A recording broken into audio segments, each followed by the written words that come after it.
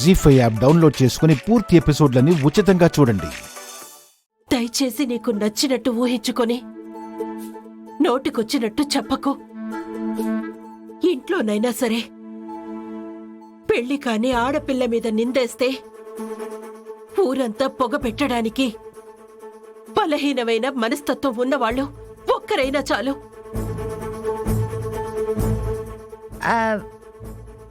మేమెందుకు చెప్తామక్క? నువ్వేం చెప్పలేదు. నువ్వెందుకు భుజాలు తడుముకుంటున్నావు? ఆద్య ఇంట్లో నుంచి వెళ్ళిపోవాలనుకుంటుంది, ఇక్కడే ఉండిపోవాలని ఎందుకు అనుకుంటుంది? ఇప్పుడు వెళ్ళమంటే క్షణం ఆలస్యం చేయకుండా, వెనక్కి తిరిగి చూడకుండా వెళ్ళిపోగలదు. నేనే ఆపాను. తల్లి లేని పిల్ల ఎక్కడికి వెళ్తుందని నచ్చ చెప్పి పొరపాటు చేస్తే పెద్ద మనసుతో అర్థం చేసుకుంటారని మిమ్మల్ని కూడా ప్రాధేయపడి ఉండనిస్తే సీనునే వేరే దృష్టితో చూస్తుందంటున్నారు. ఆద్యకు పద్ధతులు తెలియకపోవచ్చు, కానీ తను ఆడపిల్లే అన్న సంగతి తెలుసు. ఏ రోజైనా నా చెల్లెలు కూతురు తప్పు చెయ్యదు.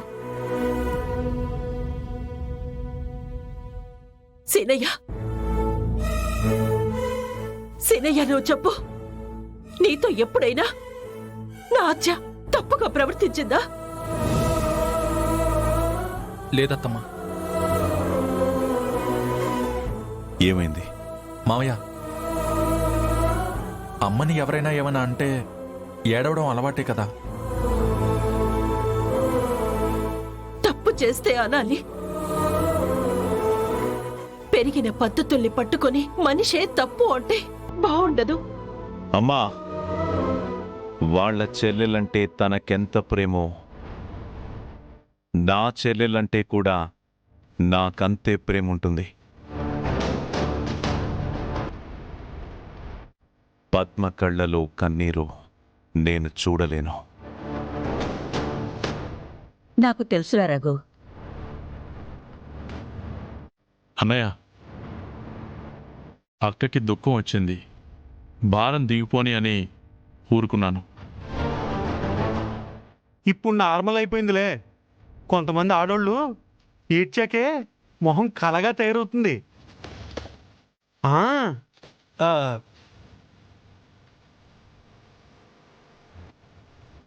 అందరూ వినండి. ఆద్య సీను విషయంలో జోక్యం చేసుకోరాదు. పద్మ అన్న మాటలు ఎన్నటికీ నిజం కారాదు. ఈ ఇంట్లో తలదాచుకున్న ఆడపిల్ల తల వంచి తాళి కట్టించుకొని ఇక్కడే కాపురం చెయ్యాలి అన్న తలంపు రాకూడదు. ఈ విషయం నీ పెద్ద కోడలికి అర్థమయ్యేలా చెప్పమ్మా.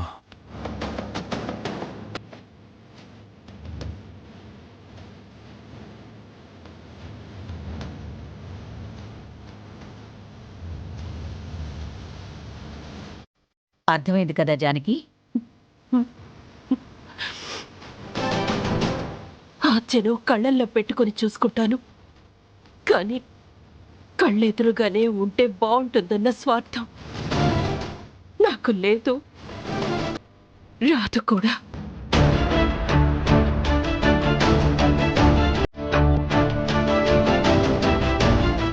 ఏంటి, ఓదార్చడానికి వచ్చారా?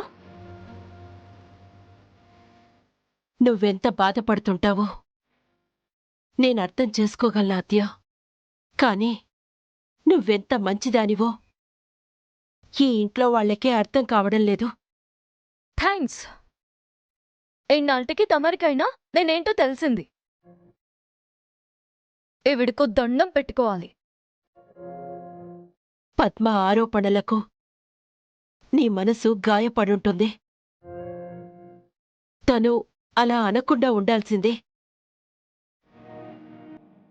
నువ్వు ఎప్పుడైనా సరే నిజమే చెప్తావని నేను చెప్తున్నా నా మాట వినడం లేదు. నీ మాట వినడం ఎప్పుడో మానేశారు. అది గమనిస్తే బావుంటుంది. అర్థం చేసుకుంటారులే ఆద్య. కాని ఈ ఇంట్లో ఉన్న నిన్ను అపార్థం చేసుకుని ఇష్టం వచ్చినట్టు మాట్లాడితేనే బాధేస్తుంది. ఆ రోజు గుళ్ళో కూడా పాము రావడం నిజమేనని చెప్పినా ఎవరూ నమ్మలేదు. నువ్వే ఆయన్ని పక్కకు లాగి అవమానపరిచావని తప్పుగా అర్థం చేసుకున్నారు. ఇప్పుడు సీను విషయంలో కూడా అలాగే జరిగింది. నేను మా అమ్మని ప్రేమించినంతగా మా నాన్నని కూడా ప్రేమించలేదు.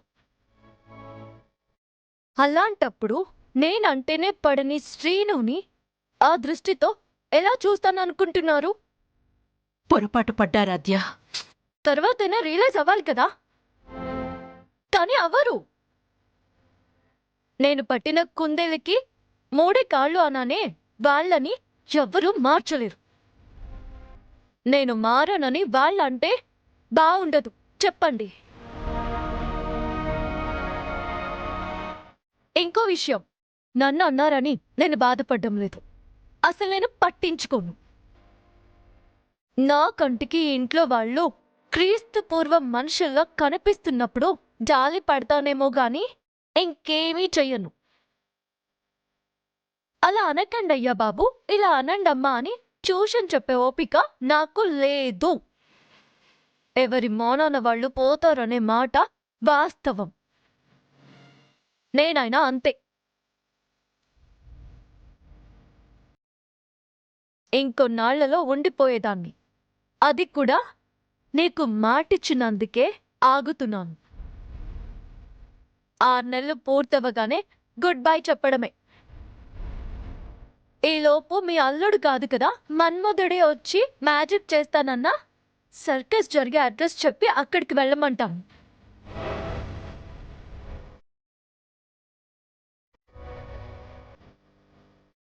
శ్రీరామా,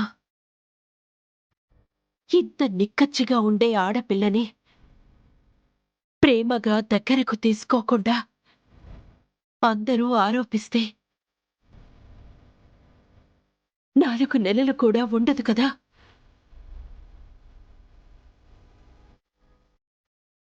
జీ5 యాప్ డౌన్లోడ్ చేసి అన్ని ఎపిసోడ్స్ పూర్తి ఉచితంగా చూడండి.